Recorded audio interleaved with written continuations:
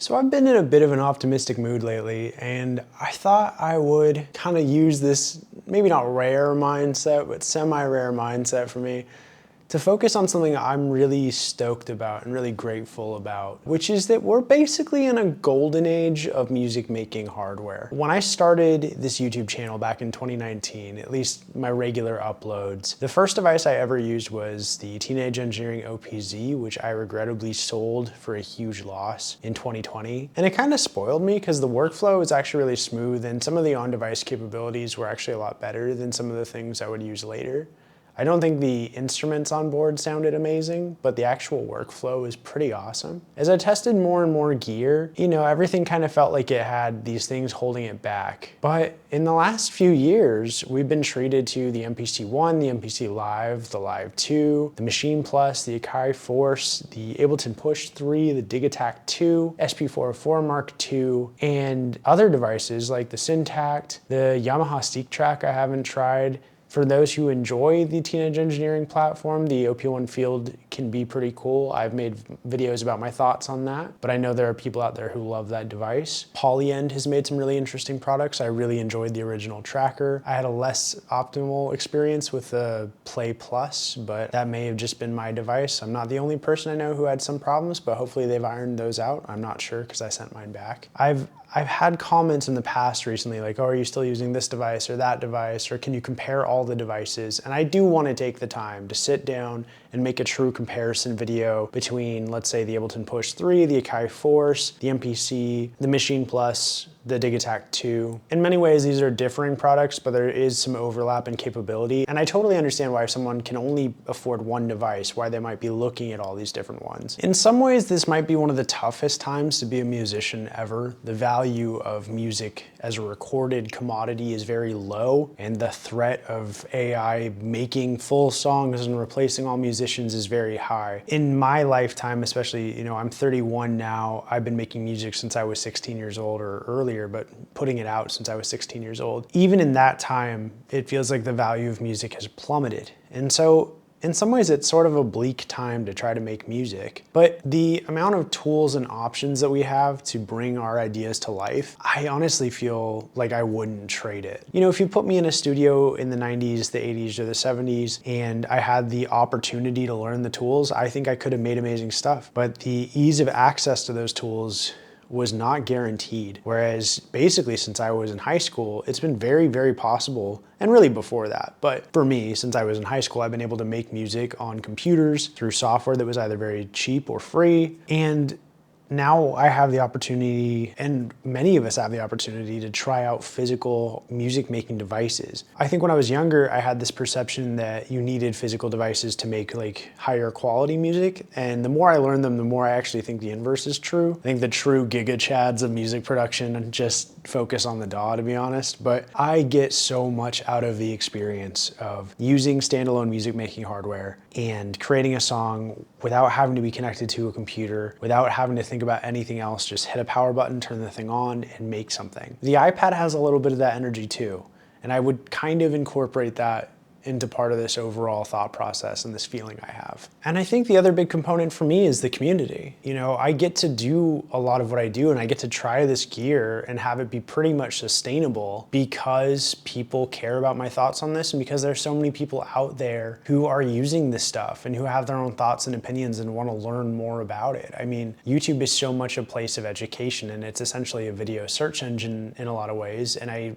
have to believe a lot of the reason I have any audience at all is because there are smart and interesting and interested people out there who want to make things and learn more about how to use the technology that they use to make songs and to make music, or to just play around and have fun, because I think that's really important too. I mean, I've spent years working on my next album since my first one, There's Something Better, came out under my name, Dylan Paris. This next one has taken a lot longer than I thought it would, and for a while I was feeling really bad about that, but honestly, it's nice to just take it at my own pace. And being able to just mess with this gear and make videos about gear and make songs on camera, it actually keeps me really sharp. It is certainly delaying a final album in some ways, but on the other hand, every time I sit down to work on the album, I'm a more skilled musician than I was. And the reason for that isn't because I have a bunch of gear, and I don't think your average person needs a bunch of gear.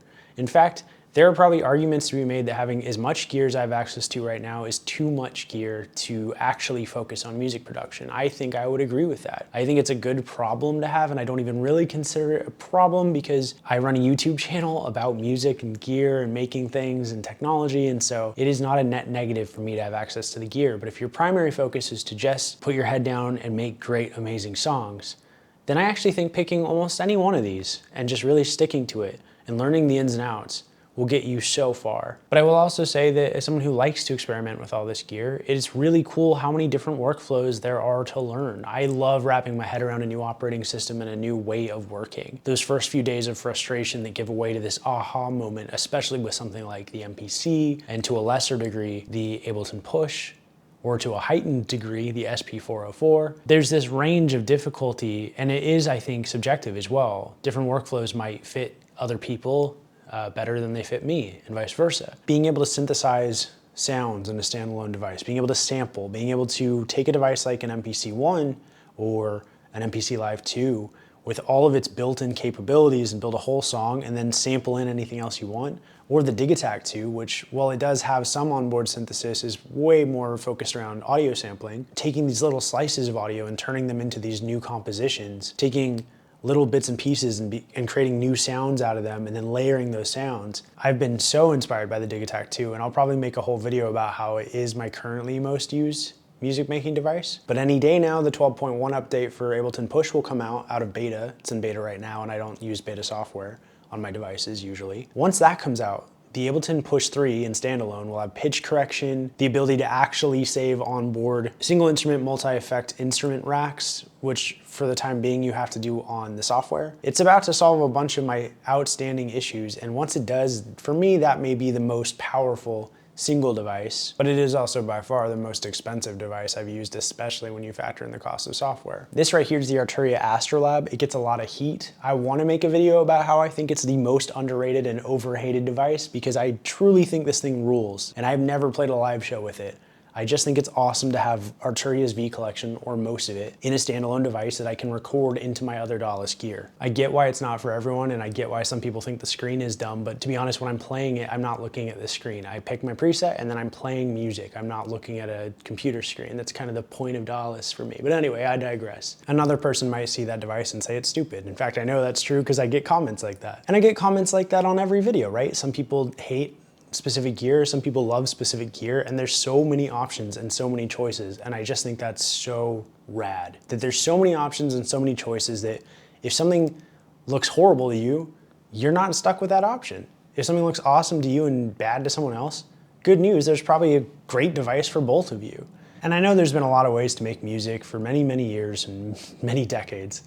And I know that there's many DAWs and computing platforms. In fact, even when I do break out of music gear and I talk about things like the Steam Deck, people are like already making music on it, which isn't generally why I would get a portable gaming device, but people are making music there too. Frankly, it's maybe never been a worse time to be a musician and a better time to be a person who makes music. And when I let go of the idea that I had to get my income and provide for myself by releasing music, I freed myself to be a much happier and more creative person. And then in that time, I also was able to leverage my interests in video production, technology, and where those overlap to create this channel, and had the hard work and immense luck pay off to have an audience like you watching. So yeah, I think we're in a golden age. I think I've been ranting a little bit. I hope this wasn't too rambly, but I'm filming this on a weeknight, so I'm already a little brain dead.